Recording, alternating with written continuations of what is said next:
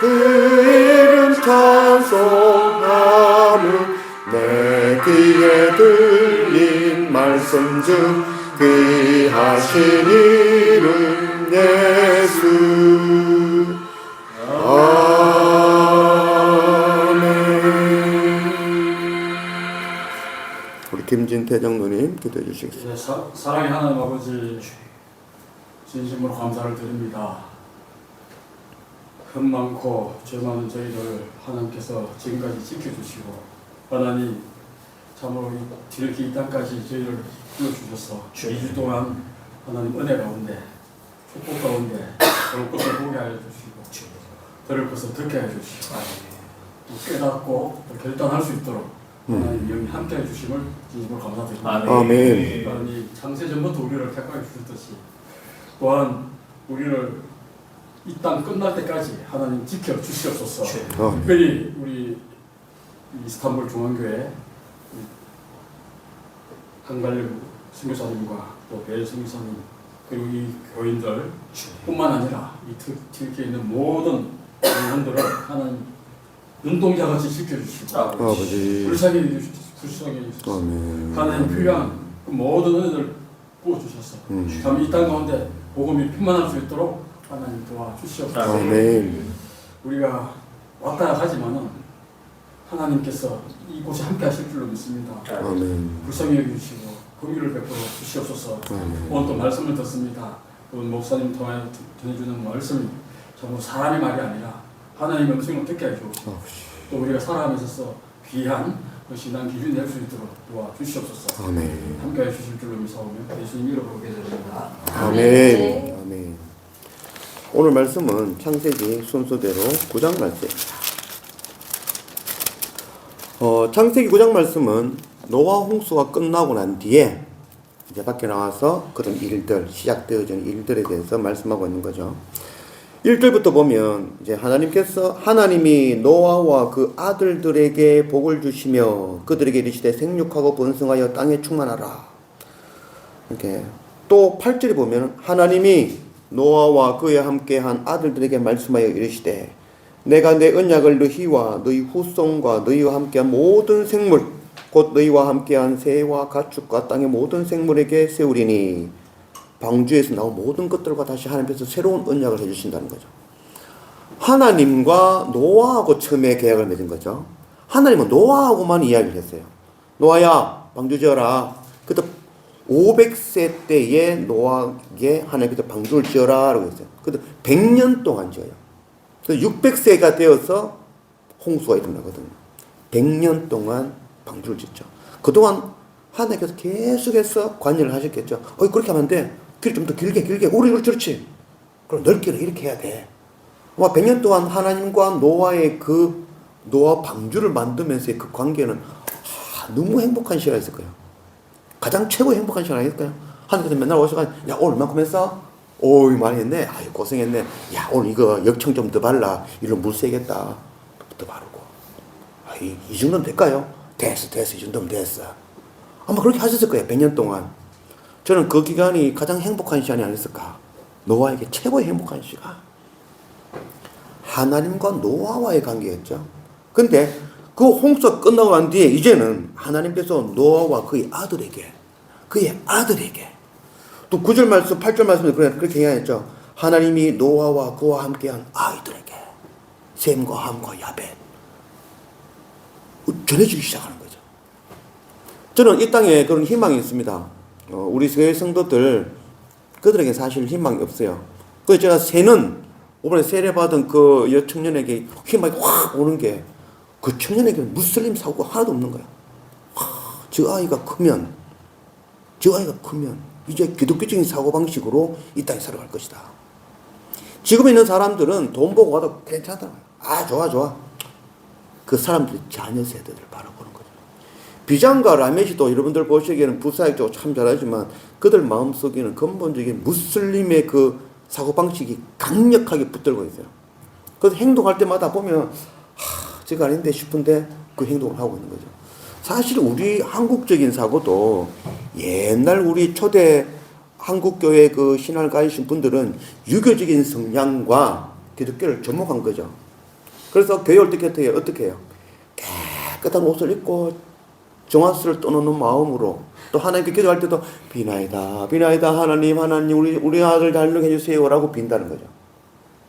근데 그거를 선교사님들이 미국 선교사님들이 봤을 때는 이게 아닌데 그랬을 거란 말이죠. 근데 그 신앙을 통해서 그 자녀 세대는 그 유교적인 상황이 아니라 기독교적인 상황으로 변했고 그 다음 세대 지금 4대쯤 넘어왔죠. 4대쯤 넘어온 그 신앙은 비록 유교적인 관점을 갖고 있지만 어릴 때부터 모태 신앙으로 자라서 기독교 신앙으로 바뀌어지는 거죠. 그래서 저는 그런 마음이 있어요. 지금 얘들은 그런 무슬림적인 사고를 갖고 있지만 변해질 것이다. 오늘 말씀에 노아를 통해서 하나님과 언약했던 그 언약이 이제는 다음 세대에 연결되어진 거예요. 셈과 함과 야벳에게도 이야기하신 거죠. 야, 내가 너희와 함께 하겠다. 언약을 새로 갱신하고 성교가 확장되어지는 거죠. 노아 한 사람을 통해서 그 성교가 자녀들에게 전해지고 하나님이 그들에게도 언약을 베풀어 주시는 것이죠. 이 성교 확장이 우리에게도 동일하게 일어나야 됩니다. 나만 하나님 안다고 끝나는 게 아니죠. 여러분들 오늘 나눠주신 건 너무 은혜스럽고 너무너무 감사가 돼요. 너무너무 감동이 돼요. 첫 마음은 아유 집사님 이거 어떻게 하겠나 싶었는데 오늘 마지막 정리를 잘 하시네. 너무 은혜되네요. 정말 너무 은혜되네요. 정말 객관화 주관화를 해주셔서 너무 감사합니다. 여러분들이 받은 것 여기서 끝나면 안 된다는 거죠. 하나님과 나와의 그 관계에서 받은 은혜가 이제는 확장되어져야 돼요. 우리 형제들, 우리 자녀들에게. 그것도 돌아가셨어. 내가 받은 은혜를 또 나누고 전하는 거예요. 이게 성교 확장이라는 거죠. 이게 바로 성교입니다. 성교. 먼저는 하나님께서 나를 성교시키시는 거고 그 성교가 이제 확장되어져야 되는 거죠. 그래서 하나님께서 노아와 그의 아들에게 새로운 언약을 해주시는 것이죠. 그리고 그렇게만 되고 자꾸 성교가 확장되면 좋겠는데 또 안 좋은 이야기가 또 나오죠. 20절부터 나오는데 노아가 포도농사를 지었어요. 우리가 너무 잘 아는 이야기죠. 포도농사를 지어가지고 포도주에 독주에 취하여 벌거벗고 누워버린 거죠. 그래도 우리는 뭐 벌거벗고 누워도 괜찮죠. 뭐 이동훈 사님이 벌거벗고 누웠고 서연이가 그걸 본다고 해서 그게 뭐 죄될 건 없죠. 뭐 그럴 수 있죠. 왜? 목욕탕 가면은 서로 뭐 때도 밀고 다 보죠. 근데 복음 이 중동 지역에서의 이걸 본다는 것은 죄예요. 그래서 하만 가시면 절대 안 벗죠. 딱 가리고 들어가죠. 그 하만 가기 전에 저한테 먼저 이야기하셔야 하만의 그런 법을 가르쳐 드리는데 예전에 청년 하나가 여기 오시다. 여기 와가지고 하맘을 한번 가고 싶대. 남자 청년인데 그때 샤얀이에요. 그 비잔 아들 샤얀하고 둘이 뭐 영어로 내가 잘내 갔어. 나 아무 생각 없이 보냈는데 그가 옷을 다 벗어본 거야. 샤얀이 깜짝 놀라 벗으면 안 된다고. 다시 옷을 입혀가. 그래 이제 하맘 들어간 거죠. 여기서는 이 하체를 보인다는 것은 죄예요. 죄. 돌에 맞아 죽을 수 있는 죄라는 거. 아니 그 보이는 것도 죄고 보는 것도 죄고. 그렇죠. 그래서 한국에는 아이스케이키 이러면서 뭐 탁 들고 가잖아요. 여기서는 절대 그런 게 없습니다. 절대 그런 게 없죠. 그 보는 것도 죄, 보여주는 것도 죄예요. 노아가 취하였어요. 우리는 노아가 당대의 의인이라 여기지만 그도 결국은 인간을 가지고 있는 거죠. 우리 인간은 근본적으로 죄를 갖고 있는 것이죠. 그도 벗고 취하에 누웠어. 함이 그걸 봤어. 보고 어떻게 지을 수 있냐 아버지가. 그럼 돌아가 형제들한테 이야기한 거죠. 성경이 자세히 안 나왔지만 왜 이런 상황에서 아브라함이 깨가지고 이놈 함 이놈 짰어.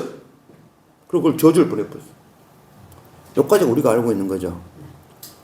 자, 이동훈 집사님이 서연이가 이동훈 집사님에 대해서 아버지에 대해서 무슨 큰 죄를 범해서 그렇다고 그 서연이의 인생에 저주를 걸 수 있을까요? 불가능한 이야기잖아. 제가 어제도 말씀드렸지만 아들을 낳아놓고 그 아들이 잘못했다고 그걸 익사시키는 부모가 어디 있냐 이 말이죠. 불가능한 이야기죠. 서연이가 무슨 짓을 해도 정말 실수할 수 있죠.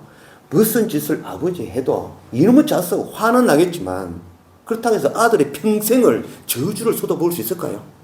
그럴 수 없죠. 그럴 수 없다는 거죠. 근데 우리는 그랬다라고 보는 거죠. 노아가 자기 잘못해놓고는 아들이 그거 봤다고 함을 평생을 저주해버린, 에이 이놈 종이나 되라 라고 이야기했다는 거죠. 잘못 보고 있는 거예요. 노아는 그런 의미가 아니에요. 그 함을 살리기 위한 방법이 종이 되는 거예요. 함이 아버지 노아의 모습을 보고 왜 정죄를 했냐면 8명만 구원받았잖아요. 그 당시 인류가 몇 명이 있었겠어요? 몇 억의 인구가 있었는데 그 중에 나는 구원받았어. 나는 의롭거든. 우리 가족은 의로운 가족이야. 그래서 우리는 구원받았다는 거죠. 그 구원의 의가 가득한 거야. 은혜를 깨닫지 못한다는 거야. 자기 의로 내 선함으로 전부 인류가 멸망했지만 그 가운데 나는 살아남았다는 거죠. 그렇게 생각하는 게 바로 함의 생각이고 그 생각이 신약에 나오는 바리새인의 생각이라는 거죠. 나는 의롭다는 거죠. 나는 기도하고 나는 예배 드리고 나는 11조 드리고 나는 금식하면서 하나님 앞에 예배하는 자라는 거죠. 나의 의. 함이 아버지의 모습을 보면서 어떻게 이룰 수 있냐는 거죠. 제가 보기에는 함은 정말 법적으로 흠없는 자녀일 거예요. 지킬 것 정확하게 지키는 자녀였을 거예요. 그런 자녀가 아버지의 그 모습을 보고 취하여 하나님 앞에 벌거벗고 누워있는 모습을 보면 정죄하는 거예요. 아버지가 어떻게 이럴 수 있어? 우리가 어떤 가족인데 하나님으로부터 구원받은 가족인데 어떻게 아버지 이런 행동을 할 수 있어? 정죄하는 거죠. 그런데 셈과 야벳은 달랐어요. 그들이 구원받은 것이 하나님의 은혜, 하나님의 방주를 통한 그 은혜로 구원받았다는 걸 아는 거죠. 나도 죄인이었다는 것을 인정한다는 거예요. 노아는, 아버지는 그 셈과 함과 야벳의 그 행동을 통해서 이놈 자식들 잘못했다는 것이 아니라 그들의 생각, 그들의 사고방식이 잘못됐다는 거죠. 그것을 지금 지적해 주는 거예요. 제가 여러분들 행동했다고 뭐 잘못했다고 그런 게 아니라 여러분들 생각을 지금 바꾸는 거예요. 여러분들 생각이 다른 방향으로 가 있는 것을 오리엔테이션, 하나님께로 돌이키는 일인 거죠. 그래서 여러분들 부족해서 괜찮다는 거예요. 좀 틀리면 어때? 좀 잘못하면 어때? 그 방향만 바꾸면 천천히 언젠가는 가게 될 거라는 거죠. 그 방향을 돌리는 거죠. 노아는 함을 저주한 것이 아니라 함을 살리는 방법이 종이 되는 거예요. 셈과 야벳은 그 생각이 하나님의 은혜로 가득한 거예요. 나도 저들과 같이 죽을 수밖에 없는 존재였다는 거예요. 죄인이라는 거죠. 그걸 깨닫는, 그래서 하나님의 은혜를 바라볼 줄 아는 거죠. 그래서 내가 하나님의 은혜로 구원받았다는 것을 알면 다른 사람의 죄도 덮을 수가 있는 거예요. 왜? 나는 저보다 더 했거든. 우리가 스데반 집사를 생각하면 아유 스데반 집사는 죄 없다고 생각하죠? 아니죠. 스데반 집사 동일하게 죄인이죠. 죽을 수밖에 없는 죄인이죠. 뭐 저번에 한 번 그랬죠. 뭐 장로님이 이거 성경사님 천사 아닙니까? 저도 똑같이 죄인이죠. 똑같은 죄인이죠. 저도 은혜를 받아서 이 자리에 서 있는 거죠. 내가 죽을 수밖에 없는 존재였는데 나를 가죽 옷으로, 어린 양을 그 피를 흘려다가 그 가죽 옷으로 덮어주셨죠. 그 은혜를 깨달아 알면 다른 사람의 죄를 덮을 수가 있는 거예요. 용서해 줄 수가 있는 거예요. 아까 목사님도 그렇게 이야기했죠. 나는 막 이거 아니면 이거 딱 장로님도 그런 이야기 했죠. 딱 이야기해보고 안 맞으면 안돼 딱. 근데 한 번 더 생각해보자. 나도 죽을 수밖에 없는 죄인이었다.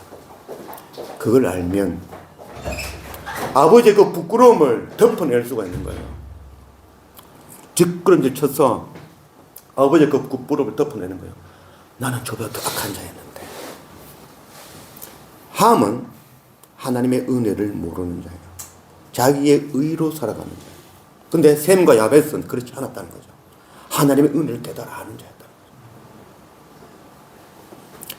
그래서 노아가 이 모든 이야기를 듣고 난 뒤에 사랑하는 함을 살릴 수 있는 방법을 연구하는 거죠. 어떻게 하면 이놈 함, 너도 살아야 되는데 이놈아 어떻게 하면 네가 살까 고민을 해보니까 셈과 야벳의 그 집안 전부 다가 셈과 야벳뿐만 아니라 셈과 야벳을 통해서 그 가족들이 그 종들까지도 은혜를 깨달아 아는 거야.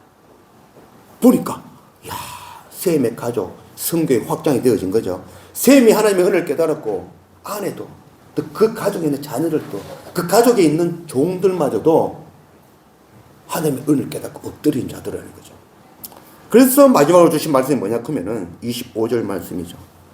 24절 노아가 술이 깨어 그의 작은 아들이 자기에게 행한 일을 알고 이르되 가나안은 저주를 받아 그의 형제의 종들의 종이 되기를 원하노라 하고. 함을 살릴 수 있는 방법은 종의 종이 되는 겁니다. 종이 되어져야 돼요. 종이 되어서 그 은혜를 깨달아 알아야 되는 거죠. 우리가 아는 신약의 비유가 있죠. 수로보니게 여인의 비유가 있어요. 수로보니게 여인이 이방인이에요. 이방인인데 자기 딸이 곧 죽게 생겨서 병으로.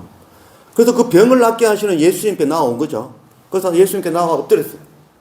예수님, 우리 딸 좀 살려주세요. 그러니까, 야, 우리 아들 먹일 빵을 개한테 주는 경우가 어디 있냐? 이게 뭐냐? 그러면 그 당시에 유대인들은 이방인들을 개 취급했거든. 그래서 대놓고 모욕을 준 거예요. 막 엎드리니까, 야, 자녀들의 빵을 취하여 개한테 주는 경우는 없다. 이렇게 이야기한 거야. 그때 수로보니게 여인이 막 열분이 있어가지고 내가 개란 말이야? 라고 했다면 은혜를 받을 수 없는 거죠. 거기에 엎드린 거죠. 맞습니다. 저는 개입니다. 멍멍멍 저는 개입니다.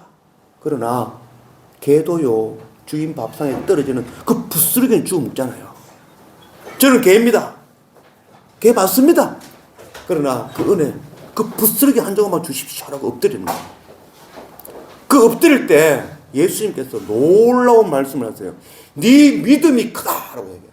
그 이방 여인을 보고 바리새인들 그렇게 욕하고 뭐라 하시던 예수님께서 그 이방 여인 보고 와, 네 믿음 최고다, 짱이다. 그러면서 네 딸이 나음을 받을 것이다. 그 시로부터 딸이 나았어. 종이 되어져야 됩니다. 개가 되어야 됩니다. 종이 되고 개가 되더라도 은혜를 받아야 돼요. 은혜를 받아야 되는 거죠. 저는 제 이름이 갈렙이죠. 한갈렙. 갈렙 뜻이 개입니다. 개. 갈렙이라는 그 이름의 뜻이 개예요. 그래서 갈렙이 하나님 앞에 나아가면서 갈렙입니다 라고 나아가는 거죠. 나는 충성된 개입니다. 갈렙이 이방인입니다. 그래서 아마 갈렙이 이방인으로서 개 취급받았을 거예요. 너는 이방인이야, 개야. 예, 저는 개입니다. 저는 개입니다. 그러나 하나님 은혜 앞에 엎드리고 싶습니다. 나아가는 거죠. 그래서 갈렙입니다. 저는 그 갈렙의 이름을 참 좋아해요. 저는 하나님 앞에 늘 갈렙으로 서 있습니다. 주님의 충성된 개가 되겠습니다. 개 맞습니다. 지지라면 짓겠습니다. 멍멍멍! 남들이 개라고 욕해서 괜찮습니다. 개면 어때? 난 하나님의 은혜를 받을 수 있으면 개가 돼도 괜찮다. 그래서 저주를 받아. 그게 저주라도 좋다는 거예요. 종이 돼도 괜찮다는 거예요. 하나님의 은혜만 받을 수 있다면. 2주 동안 여러분들이 어떤 것을 보셨고 무엇을 느꼈고 어떻게 하겠다라고 다짐을 하셔도 좋습니다. 어떤 모습에도 좋습니다. 그래서 여러분들이 저는 이 땅에 있으면서 저를 어떻게 이야기하든 어떻게 보든 저는 정말 그런데 정말 개의치 않고 살아요. 왜? 저는 낫디 나든 개처럼 살아가는 존재이기 때문에 웬만한 욕을 해도 개보다 낫네. 웬만한 욕을 해도 괜찮아요. 그러나 저는 은혜를 구하는 자로 날마다 엎드립니다. 그 은혜 받을 수 있다면 저는 뭐가 돼도 괜찮습니다. 그래도 여러분들 마음속에 2주 동안 무엇을 느끼고 무엇을 가져가실지 모르겠지만 하나님의 은혜, 그 십자가의 그 은혜 붙들 줄 아는.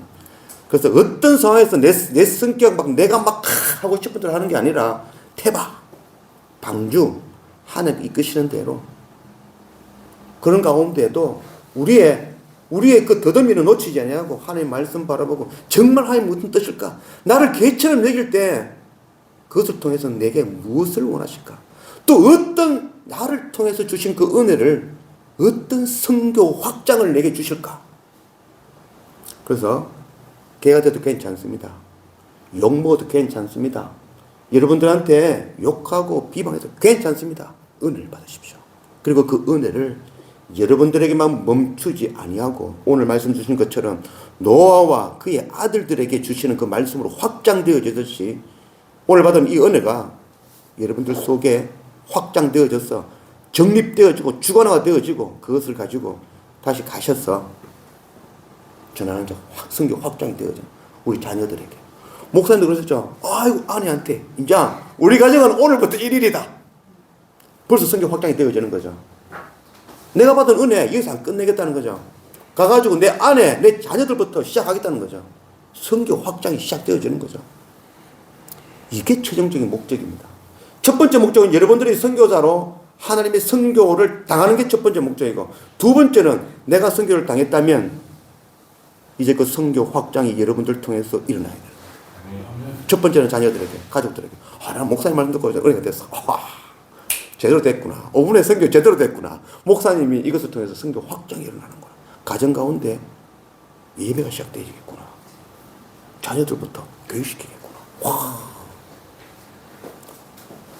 받은 은혜가 여러분들의 넘치기를 원합니다. 또한 그 받은 은혜가 선교 확장이 일어나는 그런 놀라운 은혜가 여러분들 속에 일어나기를 주님의 이름으로 축원합니다. 아멘. 아버지 하나님 감사합니다. 지난 2주 동안 우리와 함께 하신 하나님 감사합니다. 2주 동안 이 땅을 행진하면서 주님 이들과 함께 해주셨고 이들에게 말씀해 주셨고 이들에게 하나님 아버지의 마음을 부어주신 것 너무나도 감사합니다. 우리가 받은 은혜 우리에서 멈추지 아니하고 이제 돌아가서 이제 터키 땅에서 한국으로 파송될 터인데 파송되어져 갔어. 새롭게 내가 받은 은혜를 나누고 전하는 그 선교 확장이 일어나는 그런 우리 한 사람 한 사람 되어줄 수 있도록 인도하여 주십시오. 감사합니다. 예수님 이름으로 기도드립니다. 아멘. 이제는 교회 머리 대신 우리 구주 예수 그리스도의 은혜와 하나님의 크신 사랑과 성령 하나님의 인도하심이 이제 선교사로 한국으로 파송되어지는 이 한 사람 한 사람 선교 확장을 일으키겠다고 다짐하는 하나님 백성들 머리 위에 이 땅의 교회들 위에 영원히 함께 있을지어다. 아멘.